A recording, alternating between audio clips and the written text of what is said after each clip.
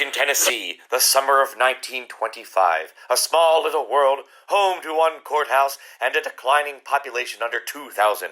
Soon enough, this quiet town will be home to the violent battlegrounds of two clashing American ideologies. An inevitable clash between new and old, science and tradition, modern and fundamental, will take place here on these bleak and bland streets of Dayton. Order, order. John Scopes, you are hereby found guilty by the court of Dayton, Tennessee, fined for $100 and permanently banned from teaching in any United States academic institution, municipality, or educational establishment.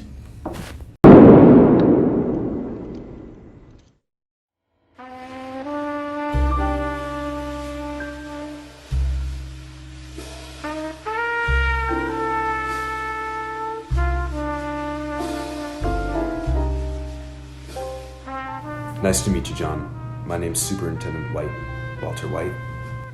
My name's Rappelier, George Rappelier, from the American Civil Liberties Union. Mr. Scopes, thank you for being able to meet on such short notice. Oh, it's nothing. And you can call me John. I'm Mr. Scopes to my students. You know, with this new teaching gig, I'm about half as busy as I expected to be. I was rather hesitant in the beginning, basically working two jobs, coaching the football team and teaching biology sounds like a full plate. It's been much less a hassle than I expected. Well, John, I'm glad you're enjoying your teaching job, but we've called you here to discuss more serious matters. What do you mean, serious matters? John, are you familiar with the Butler Act? Another new act to get our money out of Europe, huh? No, John. It outright banned teaching evolution in schools. Banned evolution? Well, that's absurd. It's an outrage. It's unconstitutional. Unfortunately, it's not. That's why we're here, John. We need you to... We need you to teach evolution. But that's against the law. Precisely. I mean, I've never been more insulted. I just... Look at the big picture here, John. Ever since Dayton Iron and Coal went under, our town's economy has been in the dumps. I mean, our town needs a comeback, John. I'm fed up with farming. I can't eat another ear of corn, John. I can't. John, I sent for you on behalf of the American Civil Liberties Union. We believe you are the perfect candidate to save this town. Mr. Rappelier, I'm honored, but I'm afraid I just don't see the relation here. John, you know your onions. Say you were prosecuted for violating the Butler Act. The media would blow it out of the water, John. Imagine the headlines in the Sunday papers. Tennessee school teacher found guilty in Dayton County. Dayton will earn its spot on the map, John. You can save this town come time you're hearing. And don't worry about the ACLU. We already have their full support. We've been arguing, and I said nobody could teach biology without teaching evolution, and they agreed. So what say you, Mr. Scopes? Would you be willing to stand for a test case? You know, the best time to scotch the snake is when it starts to wiggle.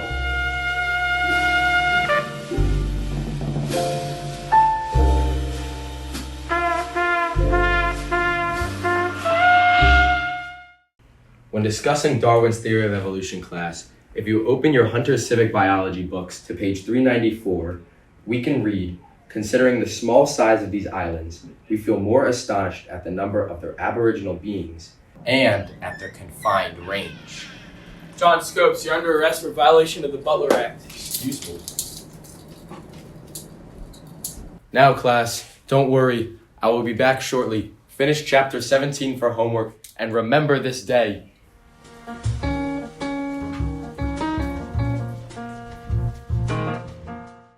Friends, I address you in good spirits. Now, I had a vision last night. Yes, I had a vision. And I felt God's breath go through me, and it moved down into my stomach and sloshed around. And my stomach spoke in a whisper. No, not a whisper, but a shout. Friends, I listened with keen ears. I listened and I heard him say, "It is no time to play chess when the house is on fire." I have spent many sleepless hours pondering this, my friends, and we have no choice but to turn the flame that burns the land of the free. We are scorched. We are scorched by this God-fearing, devil-worshipping, brainwashing flame that breeds our children into satanic cults. And do you know who is responsible for this flame, my friends? It is none other than Charles Darwin himself. The Darwinian theory represents man as reaching his present perfection by the operation of the law of hate. Evolution in itself is a merciless law by which the strong crowd out and kill off the weak. My dear listeners, I beg you not to fall into Darwin's hateful trap. We must come together as a community to ban the teaching of evolution within our schools. Now, my friends and my Christians, I will leave you with this today. To go against the word of God is to go against the very thing that makes us human.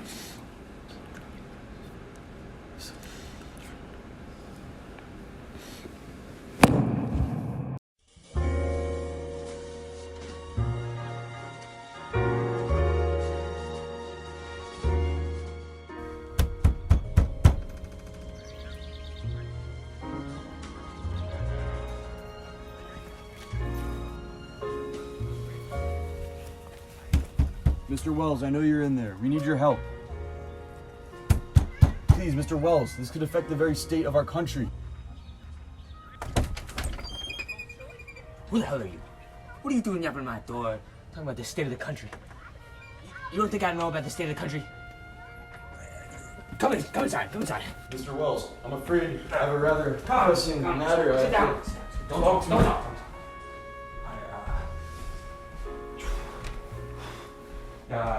Mr. Wells, please, I was hoping you could just... Would you like a glass of milk, perhaps? I'll pass. Please, Mr. Wells, I was hoping that you could just... Mr. Wells, please, I was hoping you could join our team to defend John Scopes to help rule the Butler Act as unconstitutional. Mr. Wells, I'm with the American Civil Liberties Union. We need your help. The who? American Civil Liberty Union? Yes.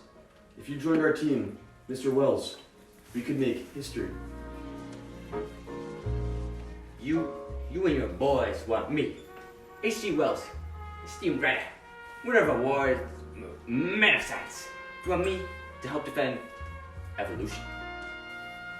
Yes. Let me think. I'm H.G. Wells. I wrote the time machine.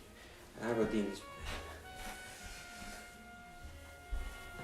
No. Mr. Wells, please, the ability you have to inspire the public. It's alright. Come on, let's go. Anyway, I prefer not to get mixed up with the law, so... Well, and I have to ride the time machine too. So, if you'll just be on your way now. Please, Mr. Wells, we need you. It was nice seeing you, Mr. Natalia, please. Mr. ACLU, man. Well, would you look at the time? It's time for you.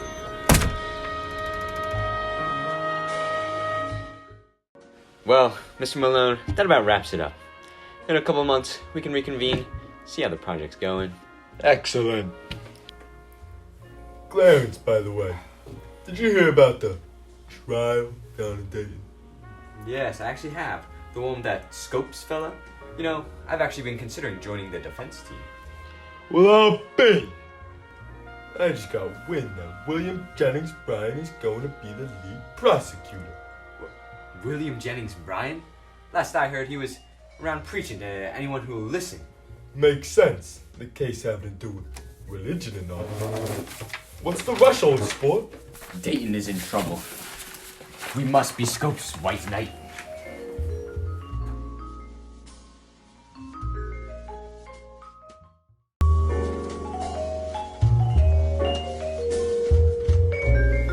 Hello there, friend. I wonder if you could be of some help. Why, certainly. I'm looking for somebody. May I ask your name? The name is Darrow. Clarence Darrow. I'm looking for somebody. Do you know, Mr. John Scopes? Well, Mr. Darrow, you're in luck. I am John Scopes. I must say, I'm slightly preoccupied. So if you would... Mr. Scopes, I believe I could be of some help. I know of the trial. Yes, I am sure. But if you could... I don't mean to sound too forward, Mr. Scopes, but I believe I could help be part of your defense team. Mr. Darrow, would you please? Afternoon, gentlemen. Mr. Darnell, is it? Darrow, thank you, and you are? Mr. Darrow, I admire your tenacity. I happen to be the leading member of a case trial Mr. Scopes and I are working on. But I doubt that you have any interest in some of the, well, finer matters. Mr. Rapelier, please, I believe I could be extraordinarily beneficial to this case. You need me. Mr. Scopes, you need me. I really don't... Mr. Darrow, we would be gracious to have you on our team. Please, Mr. Rapelier.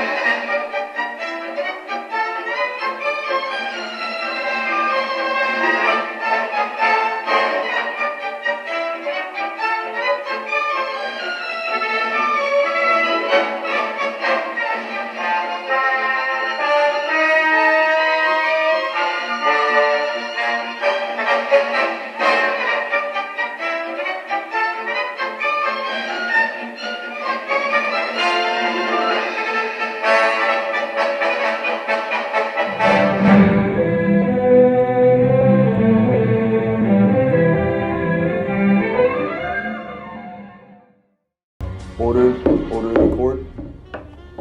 Let's begin with a prayer. Reverend Melvin, please begin. Thou who art the creator of heaven and the earth and the seas and all that is in them. Thou who art the preserver and controller of all things. Thou who remains ever faithful. Thou who executes justice for the oppressed and food for the hungry. Thank you, Reverend. We may now proceed. Here today we are hearing the trial of John Scopes for the violation of the Butler Act. Should he be found guilty for the violation, he'll be charged with a misdemeanor and a fine of up to $500.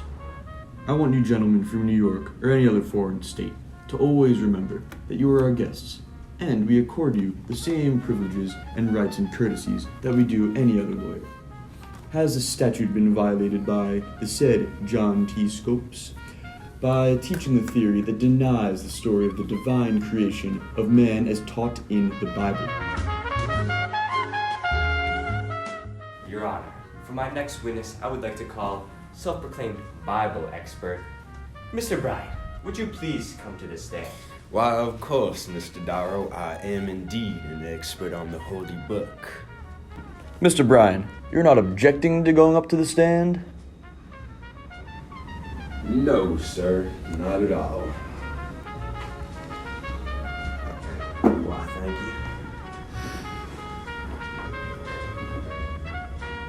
you. You have given considerable study to the Bible, haven't you, Mr. Bryan?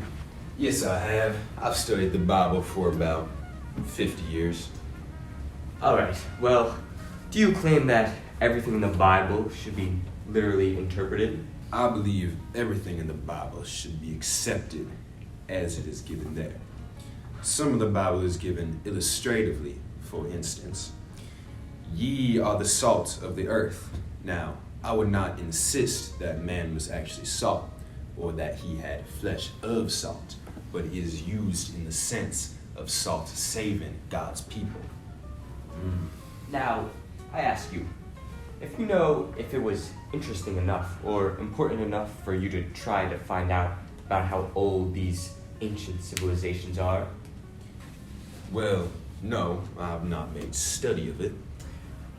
Don't you know that the ancient civilizations of China were 6,000, 7,000 years old at the very least? Well, no, but they did not run back beyond the creation according to the Bible 6,000 years. You don't know that, how old they are, is that right? That is That is correct. Alright, next question. Does the statement, the morning and the evening, were made on the first and second day, does that mean anything to you? I do not think necessarily means a 24-hour day. Do you think those were literal days? My impression is that they were periods per se. I would not attempt to argue against anybody who wanted to believe in literal days. Have you of any idea the length of these periods? I do not. So, if you call these so-called days periods, they surely must have been a long time. They might have been. So, the creation might have been going on for a very long time? Might have continued for 1 million or so years. So, next.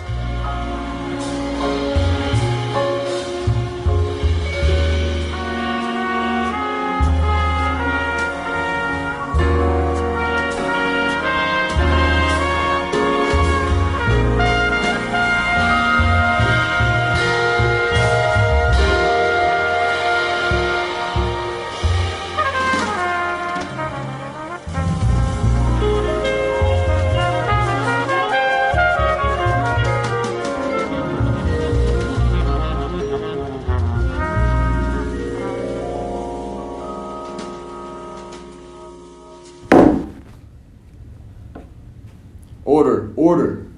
John Scopes, you are hereby found guilty by the Court of Dayton, Tennessee, fined for $100 and permanently banned from teaching in any United States academic institution, municipality, or educational establishment.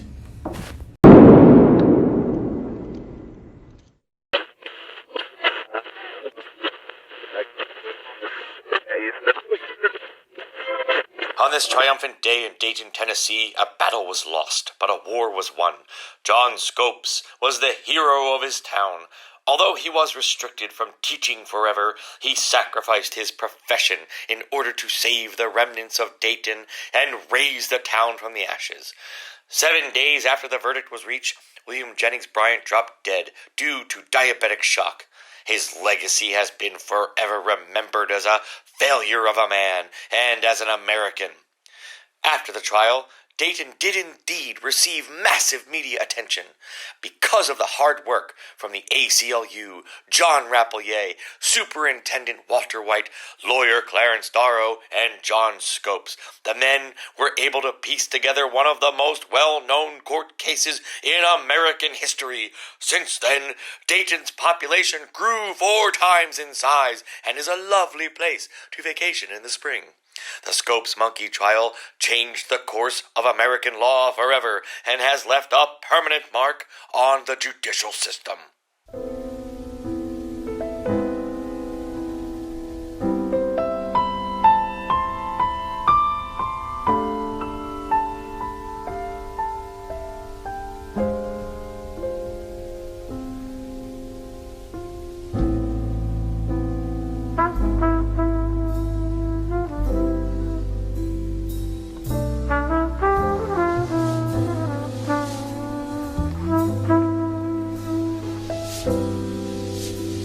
Thank